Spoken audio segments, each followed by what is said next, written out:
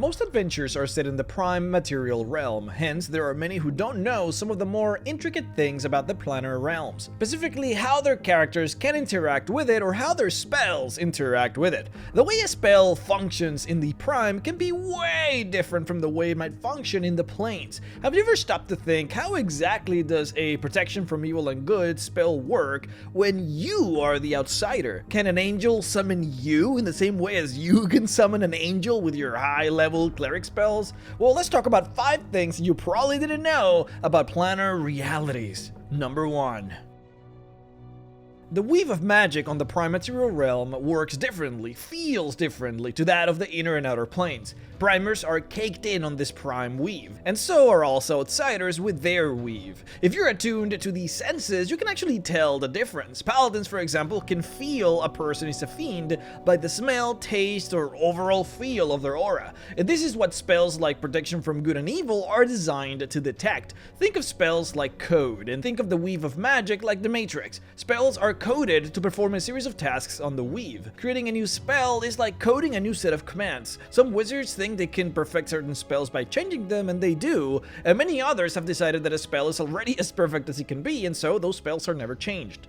Protection from good and evil is basically designed to grab your plane's natural weave energies and then protect you against that which has different weave energies. The spell's name is sort of a misnomer because it really has nothing to do with good or evil. What it does is it protects you against outsiders. This, however, doesn't work when you travel to the outer planes, since your code is designed to work on the prime. Protection from evil and good is not going to work against the genies in the City of Brass, since that is their home plane. In the City of Brass, they are not the outsiders, but you are, hence your spell is useless. Fixing these spells to work as intended is possible, but they typically require what wizards would call a key. This key can take on different forms, but it is essentially a thing that you research, you practice, or obtain in order to attune your spells to that plane. Summoning spells are also very interesting because people don't know how they actually work, which can make dungeon masters confused as to how to roleplay monsters that have been brought over to the prime. When a warlock casts a summon greater demon, what actually happens is the warlock creates a magical crystal shard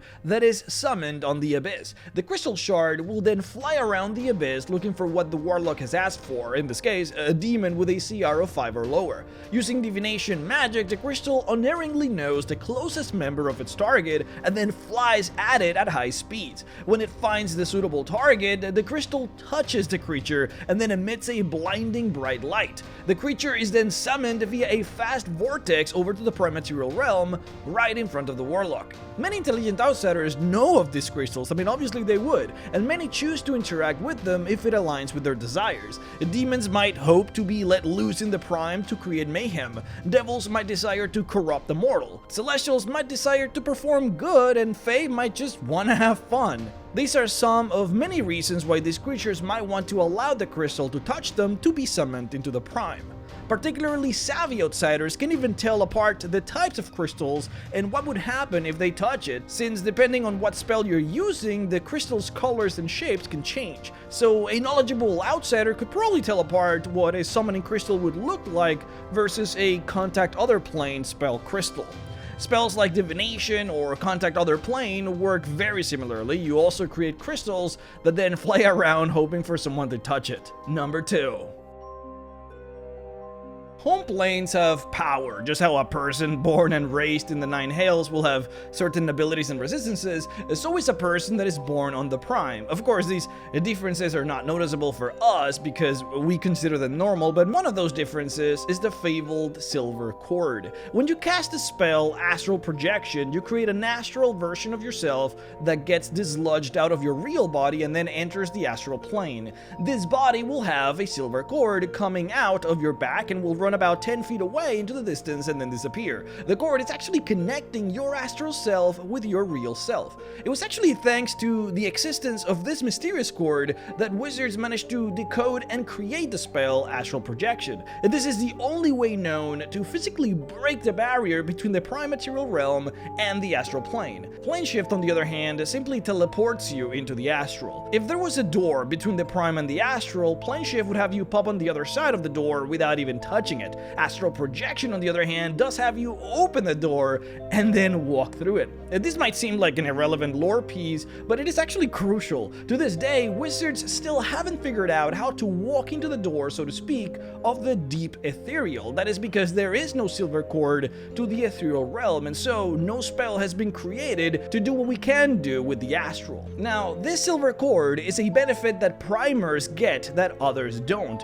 If you're an rhexxart coming from the plane of air, or a fire genasi from the plane of fire, or a Githyanki born on the astral, you do not have a silver cord, and you cannot benefit from the astral projection spell. It would be an interesting thought experiment if this would apply to a Warforged, but I don't have that answer. It should also be worth noting, however, that there are many natural portals that form between the planes, elemental vortices that join the prime and the inner planes, like for example, a fire portal in the caldera of a volcano. Portals like these that naturally connect multiple planes together can only be seen by those who were born outside of the prime. So, using the same example, that rhexxart that doesn't have a silver cord could very easily see the delineated portal right in front of her, while the primers would be blind to see it. Number 3. A power the prime-material world grants not just you but everybody is the incredible ability to die. When a person dies, their soul moves to the outer planes. They get judged by Kelemvor, the god of death, and then they end up in an outer plane that reflects the alignment of their soul. At that point, they become what one would call a petitioner. These guys are basically just dead souls that serve their gods. See, if a petitioner dies again, they die for real. Their souls are basically just sent into oblivion, unless they die specifically in the plane of the god that they serve, at which point, well, they instead become one with the realm, though still permanently dead. This is a very similar process to what devils and demons go through. I mean, everyone knows that to truly and permanently kill a devil, you're supposed to kill them in their realm. Same thing with a god. To truly kill them, you have to kill them in their home. The reason why this is the case is because primers have a dual existence. Those that exist in the prime have a body and also a soul. These are different things to them, whereas outsiders have one. Their soul and their bodies are actually the same thing. This is why when you kill a devil in the prime material realm, you will notice that their bodies melt away and turn into black ichor. That's because their soul have left to reconstitute in the nine hells, and without a soul, there is no body, because they are one and the same. When you kill an angel, their bodies explode in a beautiful flash of radiant light as their soul gets sent back into the upper planes. When you attack an outsider, you're actually attacking their body and their soul. This is why it takes time for them to reconstitute, because their soul has been wounded.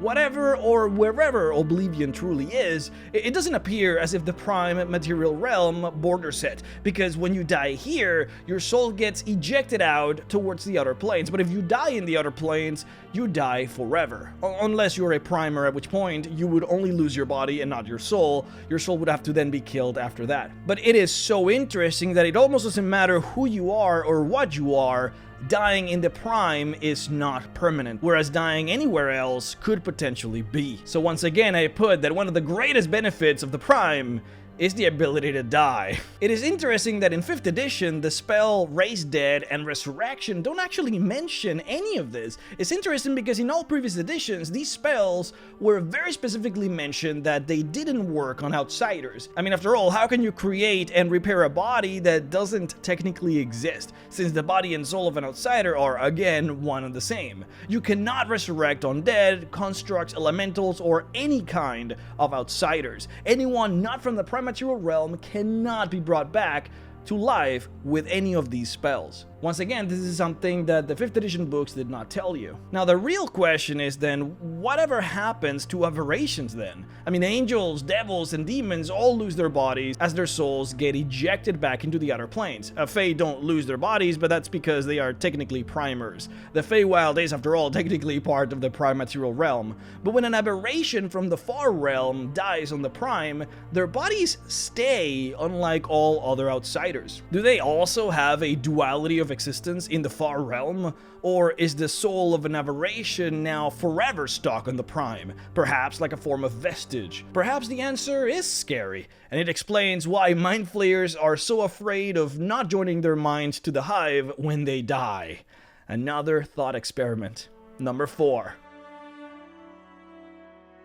Everyone understands that the ethereal realm and the astral plane are different, but many people don't know exactly how different and the extent at which they don't interact with one another. But specifically, many people don't know how necessary these realms are to their spells. The ethereal realm is a road that connects the prime and the inner planes, and the demi-planes. The astral plane is a road that connects the prime to the outer planes. These roads lead to completely different, opposite even directions. Now, typically that doesn't matter to a normal adventurer because the prime material realm connects both the ethereal and the astral, so you get access to both from your planet. But the shocker here is that the inner planes do not connect to the astral. The astral only connects to the prime and the outer planes. So if you were to cast a spell that requires the astral in the inner planes, the spell would not work because you cannot get to the astral plane from the inner planes. The implications of this are actually very interesting. You cannot contact your god or the spirit of people in any way from the inner planes. This would include spells like divination, raise dead, speak with dead, and surprise, even the identify spell, at least provided that you're using it as a cleric. All of these spells require either your god or the spirits of the dead. Spells like Find Familiar won't work if you're trying to summon a devil or a celestial spirit. And of course, any spells that would have you conjure a monster will not work unless the monster exists in either the inner planes, the ethereal, or the prime. From the other side of things, if you're in the astral or the outer planes, you cannot cast any spell that have you interact with elementals, obviously, but also spells that create or interact with demi-planes will not work. Demi-planes, guys, exist in the ethereal. That's where demi-planes are, so spells like Banish will not work if you're trying to send someone into a harmless demi-plane. Spells like Mace will not work either for the same reason. Spells like Mordenkainen's Magnificent Mansion, however, are a bit different since they are not demi-planes. Instead, a Magnificent Mansion is actually an extra-dimensional space. Pay attention here, guys. Those work everywhere except for the astral. There are no extra dimensions specifically on the astral, but otherwise, yeah, you can open those anywhere in existence. Other than these, you have to pay close attention to what the spell says. A spell like Negative Energy Flood, for example, says that it uses, quote, negative energy, end quote. Now, the plane of negative energy technically doesn't exist anymore, but it is now part of the elemental chaos, which is in the inner planes. So this spell would not work in the astral or the outer planes. And then, and this one is really up for interpretation, but the realm of shadows is now the Shadowfell, and technically the Shadowfell is supposed to now be part of the prime material realm, so shadow magic should now work on the astral and the outer planes, whereas before it didn't. Now, you might have not heard of shadow magic, but it is actually everywhere. Spells like Creation or Shadowblade, anything that has a term quasi-real in its description is most certainly shadow magic, so things like Phantom Steed, for example. Spells that create illusions that can hurt you, so semi-real illusions, are also most certainly shadow magic. This would include spells like Illusory Dragon or potentially even Phantasmal Force. If your prime material realm does not border the realm of shadows, then you cannot cast any of those spells in the astral or the outer planes, though at least for the Forgotten Realms it appears like it does. Number 5. Number 5 is weird for me because one could argue that it is a non-fun rule. A thing that is supposed to happen, but might make people a little bit mad. So technically speaking, the closer that you are to your god, the stronger you are as a cleric, but the farther away you are, the weaker. The power of your god is great, yes, but sending that power to you through plane after plane, it can be taxing for that power, and by the time it reaches you, it will be diminished if you are too far. The way it is supposed to work is you're supposed to be a level weaker for every plane between you and your god. So if you live in the prime and your god lives in Mount Celestia, then you're about 2 planes away from one another, since the astral plane also counts as a plane itself. If you get close, you get stronger, but if you get farther, you get weaker. Now, this can be great if you are on a planar journey to the heavens, because you as a cleric will now get a free level up whenever you hit the astral, and then another free level up when you hit the outer planes. But if you are playing, for example, Descend into Avernus, and you're playing a cleric of Koseth, who is an elemental god who lives in the inner planes, then when you go down into Avernus, you will be about 4 stages away from your god. So you would basically go down 2 levels immediately. Now, a few things to keep in mind here: the astral plane, the ethereal plane, and the prime all count as their own plane for the sake of counting how many stages far you are. But you should keep in mind too that each plane on the outer and inner planes also count for themselves. So for example, if you are in the plane of air and your god is in the plane of earth, you are still 2 stages away from your god, since your god's power has to pass through either the plane of water or the plane of fire to get to you, or it would have to pass through the ethereal to get to you. Either way, you are 2 planes away. Same thing for the outer planes. If you're in the 9 hells and your god is in Arborea, you're also 2 stages away from your god, since the power of your god can go through either the outlands or through the astral plane to get to you. Every plane in the outer plane touches the outlands and the astral plane. Now, this exact principle of how far you are from your god makes you weaker or more powerful also applies to magic weapons. If you craft a +3 weapon in the prime material realm, that weapon will become weaker the farther from the prime you go, using the exact same math we have been using. If you're playing Descending to Avernus and you go down there with your glorious +3 weapon, your weapon will end up being a +1 in Avernus, since the prime is 2 planes away from the 9 hells. Every magic item has a home plane, and the magic used in this creation is attuned to that home plane. This is why gods are actually not afraid at all to reward mortals with tons of crazy powerful magic items. That is because they know that those magic items cannot be used against them, since they would be considerably weaker in the outer planes. Artifacts are not affected by this restriction though, which is why gods can sometimes be very scared of artifact weapons. If you ever wondered what was the big deal about an artifact weapon being a +3 when a normal magic item could also easily just get to +3 and not be such a big deal, well, this is why.